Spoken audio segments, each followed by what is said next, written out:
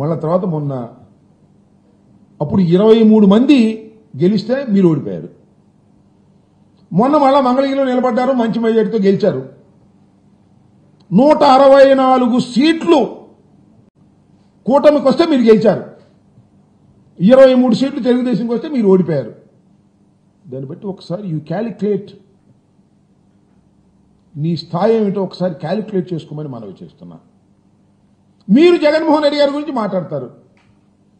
జగన్మోహన్ రెడ్డి గారి గురించి మాట్లాడటమే కాదు, ఇష్టం వచ్చినట్టుగా అన్ని పచ్చి అబద్ధాలు. మీ నాన్నకు మించిన వాడు అయిపోయావు ఆయన నువ్వు అబద్ధాలు చెప్పడంలో. నాకు అర్థం కాల. ఈ CBG, Reliance CBG compressed biogas ప్లాంట్లు ఏర్పాటు చేశారు. ఎవరు తీసుకొచ్చారు దీన్ని? మీరే తీసుకొచ్చారా? మీరు తీసుకురాలా. 2024 ఫిబ్రవరి 14న రాష్ట్ర ప్రభుత్వం, అప్పుడున్న రాష్ట్ర ప్రభుత్వం అగ్రిమెంట్ అయింది. ఈ ప్లాంట్లు ఇక్కడ తీసుకొచ్చి మొదటి దశలో 8 ప్లాంట్లను ప్రారంభించాలనే ఉద్దేశంతో అప్పుడే దీనికి అంకురార్పణ జరిగింది. ఇవాళ నేను వచ్చి నేనే తీసుకొచ్చాను అని కథలు చెప్పేటటువంటి ప్రయత్నం చేస్తున్నారు. ఎందుకు ఇంత పచ్చి అబద్ధాలు అని అడుగుతా ఉన్నా. Government is a continuous process. ఆ మాట చెప్పొచ్చు కదా. జగన్మోహన్ రెడ్డి గారి టైంలో వచ్చినాయి, ఇప్పుడు మాది మేము వచ్చేటప్పటికి ప్రారంభోత్సవం లేకపోతే ఇక్కడ శంకుస్థాపన చేస్తున్నాం కనిగిరిలో అని చెప్పొచ్చు. అది చెప్పడం. ఆయన తీసుకొచ్చా అంటే కష్టపడి రిలయన్స్ అన్ని జగన్మోహన్ రెడ్డి గారు పోగొట్టారంట, ఈయన తీసుకొచ్చా అంట. దావోసెల్ ఏం బాగా తీసావే? ఒకటి కూడా రాలేదు కదా. జగన్మోహన్ రెడ్డి గారి టైంలో అయిన వాటినే ఇవాళ మీరు శంకుస్థాపనలు చేస్తూ మమ్మల్ని విమర్శించేటటువంటి కార్యక్రమం చేస్తున్నారు. దీన్నంటూ అడ్డుకుంటున్నారండి. ఎవరు అడ్డుకుంటారో నాకు అర్థం కాలేదు. మీరు తీసుకొచ్చే అభివృద్ధి కార్యక్రమాలను అడ్డుకోవాల్సినటువంటి అవసరమే లేదు. అసలు మీరు ఏమైనా తీసుకొస్తే కదా అడ్డుకోవడానికి. అడ్డుకున్న వాళ్ళందరినీ రెడ్ బుక్లో ఎక్కిచ్చేస్తాట. ఇలాంటి మాటలు మాట్లాడుతున్నారు, పిచ్చి మాటలు మాట్లాడేటువంటి ప్రయత్నం చేస్తున్నాడు నారా లోకేష్ గారు. ఏంటంటే ఆయన మాట్లాడే మాటలు చాలా దురదృష్టం. 2 సార్లు నిలబడితే ఒకసారి గెలిచాడు. What is your success rate అని అడుగుతా ఉన్నా. లోకేష్ బాబు, నీ సక్సెస్ రేట్ ఏంటి ఆయన? 2 సార్లు నిలబడితే ఒకసారి గెలిచావు. నువ్వు ఎవరి గురించి మాట్లాడుతున్నావు? వైఎస్ జగన్మోహన్ రెడ్డి గురించి మాట్లాడుతున్నావు. ఓటమి ఎరుగని వీరుడుగా ఉన్నటువంటి జగన్మోహన్ రెడ్డి గురించి మాట్లాడుతున్నావు. తండ్రి చనిపోయిన తర్వాత పార్టీ పెట్టి పార్టీని సక్సెస్ఫుల్ గా నడిపించుకొని అధికారంలోకి వచ్చినటువంటి జగన్మోహన్ రెడ్డి గారి గురించి మాట్లాడుతున్నాం. జగన్మోహన్ రెడ్డి గారి గురించి మాట్లాడుతూ ఒక మాట ఉన్నాయండి, విజనరీకి ప్రిజనరీకి చాలా తేడా ఉంటుందండి. అట్టంటే పర్లా, విజనరీకి ప్రిజనరీకి చాలా తేడా ఉంటుందిరా భాయ్, చాలా తేడా ఉంటుందిరా భాయ్ అంటున్నాడు. అంటే డైలాగ్ చూడండి ఎంత అహంతో కూడుకున్నటువంటి డైలాగో. విజనరీ అంటే ఎవరో తెలుసా? వాళ్ళ నానంట. వాళ్ళ నాన్న విజనరీ అంట. 1994లో కంప్యూటర్ అన్నం పెడుతుందా అని అడిగారంట హైదరాబాద్లో. ఇప్పుడు చూడండి కంప్యూటర్లు ఎంతమంది పనిచేస్తున్నారో కంప్యూటర్ టెక్నాలజీలో అంటారు. అంటే దాని అర్థం ఏంటంటే వాళ్ళ నాన్న విజనరీ అని. కంప్యూటర్ వాళ్ళ నాన్న చెబుతాడు నేనే కనిపెట్టానని, మా నాన్నే కనిపెట్టాడని. అందువల్ల ఇవాళ హైదరాబాద్ బాగుపడిందని ఈ కొడుకు చెబుతుంటే తండ్రి గురించి మనం నమ్మాలి. కంప్యూటర్ నువ్వు కనిపెట్టావా? నువ్వు విజనరీవా? అయ్యా నువ్వు విజనరీవే కాదు, ప్రిజనరీవి కూడా. 53 రోజులు రాజమండ్రి జైల్లో ఉన్నావు, అది మర్చిపోమాక. జగన్మోహన్ రెడ్డి గారిని ప్రిజనరీ అని, మీ నాన్న విజనరీ అని మాట్లాడుతున్నావు. మీ నాన్న పూడుకోవటం, జగన్మోహన్ రెడ్డి గారిని దూషించేటటువంటి కార్యక్రమం చేయటం చూస్తుంటే కోతి కొబ్బరికాయ తిరిగినట్టుంది. అంతకు మించి ఏమీ లేదు. కింద వేసుకోవడం, పైన వేసుకోవడం, కొట్టుకోవడం.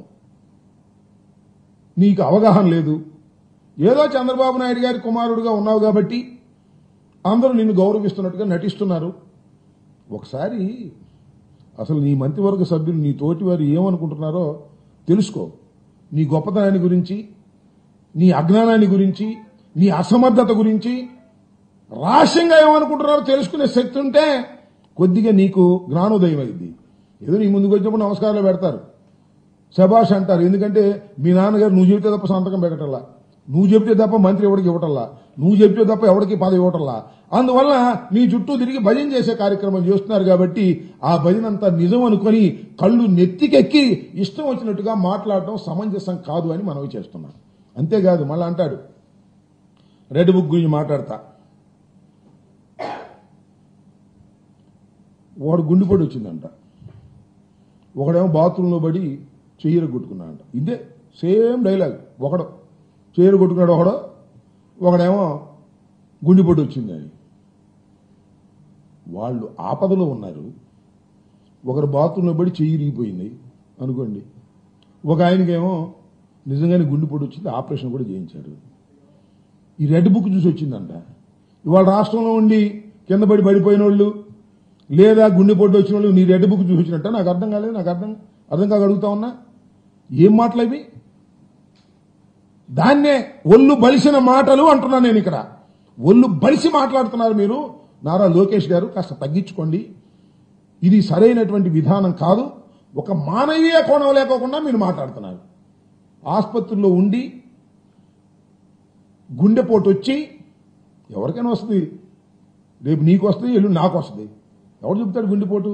దానికి నువ్వు బ్రహ్మాండంగా దాన్ని కూడా ఒక అమానవీయ కోణంలో మాట్లాడేటటువంటి ప్రయత్నం చేస్తున్నావంటే నీకు ఎంతగా కళ్ళు నెత్తికెచ్చాయో నాకు అర్థం కావడంలా. అధికారం శాశ్వతం కాదు. నేను 89లో శాసనసభ్యుడిగా ఎన్నికయ్యా. ఇన్నిసార్లు ఓడిపోయాం, ఎన్నిసార్లు గెలిచాం. అధికారం చూశాం, అధికారం లేని సమయం చూశాం. కానీ నువ్వు మాత్రం అధికారాన్ని చూసి ఏదో వికటాట్టహాసం చేసేటటువంటి కార్యక్రమాలు దయచేసి చెయ్యవద్దు నారా లోకేష్ గారు అని మనవి చేస్తున్నా. దమ్ముంటే తీసుకురా స్వామి, మంచి మంచి కంపెనీలు తీసుకురా. దావోసెలు తీసుకురా అంటే దావోసెలు ఉట్టి చేలతో వచ్చారు నాన్న బాబు కొడుకులు ఇద్దరును. ఇవాళ జగన్మోహన్ రెడ్డి గారి గురించి మాట్లాడేటువంటి ప్రయత్నం చేస్తున్నారు. ఇంకో మాట అంటున్నాడు జగన్మోహన్ రెడ్డి గారంట, నేను ఎవరితో మాట్లాడ్డంట, కార్యకర్తలు కూడా కలవడంట. అయ్యా, పులివెందుల్లో రాజశేఖర్ గారి కుటుంబం ఓడిపోయిన సందర్భం లేదని మనం చేస్తున్నా. జగన్మోహన్ రెడ్డి గారు కార్యకర్తలతో కలవడట, ఈయన మాత్రం రోజు కార్యకర్తలు కలుస్తాడు. అసలు నేను ఒక మాట చెబుతున్నానయ్యా, అసలు జగన్మోహన్ రెడ్డి గారు రాష్ట్రంలో ఉన్నటువంటి అన్ని ప్రాంతాలకు తిరగటం మొదలెడితే అసలు మీరు సెక్యూరిటీని కల్పించలేదు. అంత ప్రజాదరణతో ముందుకు వెళ్లేటటువంటి వ్యక్తి జగన్మోహన్ రెడ్డి గారు. మొన్న మిర్చి యార్డుకి వస్తే సెక్యూరిటీ తీశారే మీరు. ఇవాళ చెబుతున్నాడు పవన్ కళ్యాణ్ గారి కన్నా ఎక్కువ సెక్యూరిటీ ఉందంట. మొన్న మిర్చి యార్డు దగ్గరికి మిర్చి రైతుల్ని పరామర్శించడానికి వస్తే పక్కన విత్డ్రా చేసుకున్నారండి సెక్యూరిటీని. జగన్మోహన్ రెడ్డి గారు, నేను మనవి చేస్తున్నా, ఇప్పటికి 10 మాసాలు అయిపోయింది, ఓటమి పాలై మేము. మాకు 11 సీట్లు మాత్రమే వచ్చాయి. ఇది వాస్తవం. అది కనుకొట్టో మాయో ప్రజల నిర్ణయమో అది వేరే విషయం. ప్రజల్లోకి వెళ్లడం మొదలెడితే జగన్మోహన్ రెడ్డి గారు మీరు చేస్తున్నటువంటి దుర్మార్గాలు, అన్యాయాలు, అక్రమాల వల్ల ఏ విధమైన ప్రజాదరణ పెరుగుతుందో ఒకసారి చూడండి. ఈ ఎండమామిని చూసి దాహం వేసి పరిగెత్తారయ్యా. మీరిచ్చినటువంటి హామీలు నిజం అనుకొని భ్రమించి మీకు ఓట్లు వేశారు. ఇవాళ తలగొట్టుకుంటున్నారు. ఎందుకు వేశావురా బాబు మీకు ఓట్లు అనవసరంగా? ప్రతి నెల 1 తారీఖుకి అనేకమైనటువంటి కార్యక్రమాలు వచ్చి ఇంటికి చేరేవి, వాలంటీర్లు వచ్చి ఇచ్చేవారు. కానీ ఇవాళ ఏమీ లేక అల్లాడిపోతున్నాము అని ఇవాళ ప్రతి గ్రామంలోనూ పేద ప్రజలు బాధపడుతున్నటువంటి సందర్భం. జగన్మోహన్ రెడ్డి గారు పెళ్లికి వెళ్తేనే అంతమంది వస్తున్నారే, జగన్మోహన్ రెడ్డి గారు కార్యక్రమానికి వెళ్తేనే అంతమంది వస్తున్నారే. ఒక పార్టీ కార్యక్రమాలు నిర్ణయించుకొని ఇంకా 4 సంవత్సరాలు ఉంది, వెళ్లడం మొదలెడితే నువ్వు మీ నాన్నకి నిద్రపడదయ్యా, గుర్తుపెట్టుకోండి. అప్పుడు మీకు ఎవరికైనా అదేదో వచ్చినా కూడా ఆశ్చర్యం లేదని మనం చేస్తున్నాం. అలాంటి జగన్మోహన్ రెడ్డి గారి ప్రజా నాయకత్వంలో అలాంటి బలం ఉన్నటువంటి జగన్మోహన్ రెడ్డి గారి గురించి అవాకులు చెవాకులు ఇష్టం వచ్చినట్టుగా మీరు మాట్లాడేటటువంటి ప్రయత్నం చేస్తున్నారు. విజనరీ ప్రిజనరీ అని మీ నాన్న వెళ్ళి 53 రోజులు ఉన్న విషయాన్ని మర్చిపోయావు. మీ నాన్న 53 రోజులు జైల్లో ఉంటే అడ్రస్ లేకుండా పోయావు. నువ్వు ఢిల్లీ పారిపోయావు, ఎక్కడున్నావో తెలియదు. ఇవాళ కాళ్ళ దగ్గరేసి కళ్ళు నెత్తికొచ్చి మాట్లాడుతున్నావు. రోజులు ఎప్పుడు ఇలా ఉండవు, మారుతుంటాయి. Up and downs. డౌన్లో కూడా ధైర్యంగా ఉండాలి.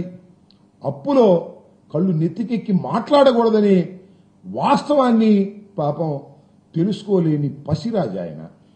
ఇవాళ మాట్లాడుతున్నాడు, ఇష్టం వచ్చినట్టుగా మాట్లాడేటువంటి ప్రయత్నం చేస్తున్నాడు. వీడి గుర్తుపెట్టుకోండి. మీరు ఇంకో మాట కూడా మాట్లాడే నాకు ఆశ్చర్యం వేసింది. ఎవరు అడిగారు ధరల గురించి, పంటల గురించి. ఈ సంవత్సరం పంటలు అంట బాగా దిగుబడి బాగా పెరిగిందంట, అందుకని ధరలు పడిపోయినాయి అంట. ఎక్కడ పెరిగినాయా పశురాజా, నాయన లోకేష్ రాజా? ఎక్కడ పెరిగాయి ఉత్పత్తులు? ఎక్కడ పెరిగినాయి? ధాన్యం పెరిగిందా? మిర్చి పెరిగిందా? పత్తి పెరిగిందా? ఏది పెరగలేదు. ఉత్పత్తులు ఏమీ పెరగలా. మీ అసమర్థత వలన, మీరు ఇంటర్వ్యూన్ కానందు వలన ధరలు పడిపోయాయి. రైతులు గగ్గోలు పెడుతున్నారు. ఇంకో మాట చెప్పాడు, మిర్చి అంట 11,500 రూపాయలు మద్దతు ధర ఇచ్చి నేనేనంట. ఒక్క బస్తా కొన్నట్టు చెప్పు. ఒక్క టిక్కీ మిర్చి మీరు కొంటే నేను మీకు దండం పెడతా. ఒక్క టిక్కీ 11,500 అంటాడు. 11,500 కాదు, 11,781 అని చంద్రబాబు నాయుడు గారు శాసనసభలో చెప్పాడు. కేంద్రం కొంటుందని. ఒక్క టిక్కీ కొన్నట్టు చూపించండి నాకు. గుంటూరు మిర్చి యార్డులో కానీ, లేకపోతే మరొక చోట కానీ ఒక్క టిక్కీ కొనకొనలా. ఈనాడు ఆంధ్రజ్యోతిలో మాత్రం ఫ్రంట్ పేజీలు వేసుకునేట్టు